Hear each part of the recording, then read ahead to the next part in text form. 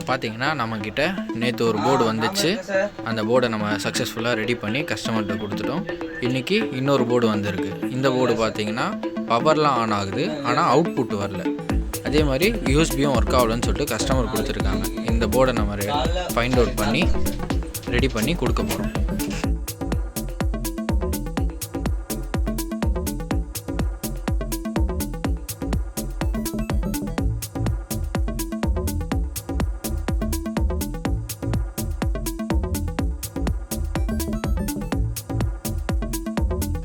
பார்த்தீங்கன்னா நமக்கு board on ஆகிடுச்சு.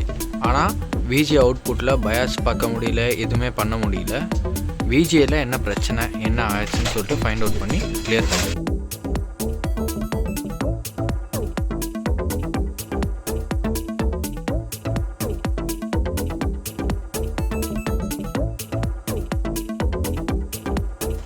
இந்த மாடலில் விஜி அவுட்புட் கிடைக்கலன்னா இதுக்கு 2 பயாஸ் கொடுத்துருப்பாங்க. ஒன்று வந்து 4 MB, இன்னொன்று வந்து 2 MB.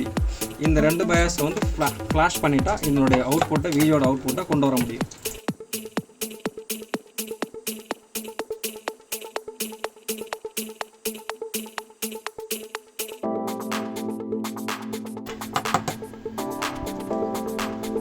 இங்கே மொத்தம் 2 பயாஸ் இருக்குது. ஒரு 4 MB, ஒரு 2 MB.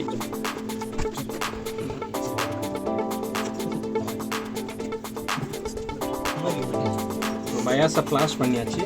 இப்போ வந்து அந்த பயாஸ் வந்து ஃபிக்ஸ் பண்ணிக்கலாம்.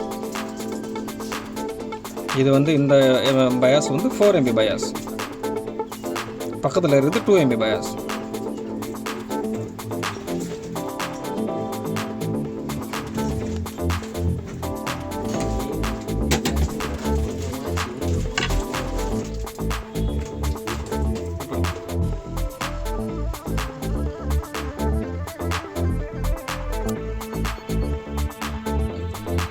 அடுத்ததான் 2 MB எடுத்து ஃப்ளாஷ் பண்ணிக்கிறோம்.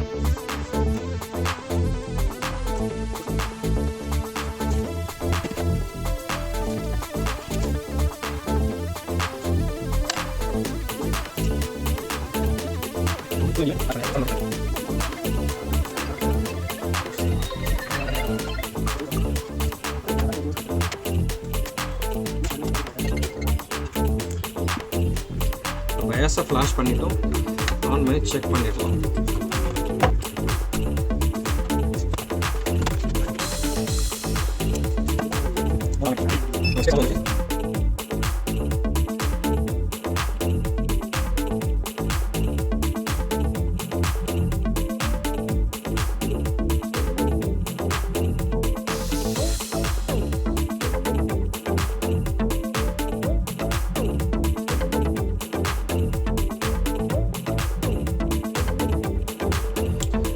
இப்போ இந்த விஜியே வராததுக்கு காரணம் இந்த 2 MB பயாஸ் தான். இந்த 4 MB நல்லா தான் இருக்குது, இந்த 2 MB பயாஸ் தான். இந்த நான் 4 MBயும் சேர்த்து ஃப்ளாஷ் பண்ணியிருக்கேன். ஏதாவது ஃபைல் ஏதாவது கரப்ட் ஆகிடுச்சுன்னா ஓஎஸ்குள்ளே போகும்போதோ இல்லை ஓஎஸை ஃப்ரெஷ்ஷாக இன்ஸ்டால் பண்ணும்போது ஏதாவது ப்ராப்ளம் இருக்குதோ ரெண்டுமே சேர்த்து ஃப்ளாஷ் பண்ணியிருக்கேன்.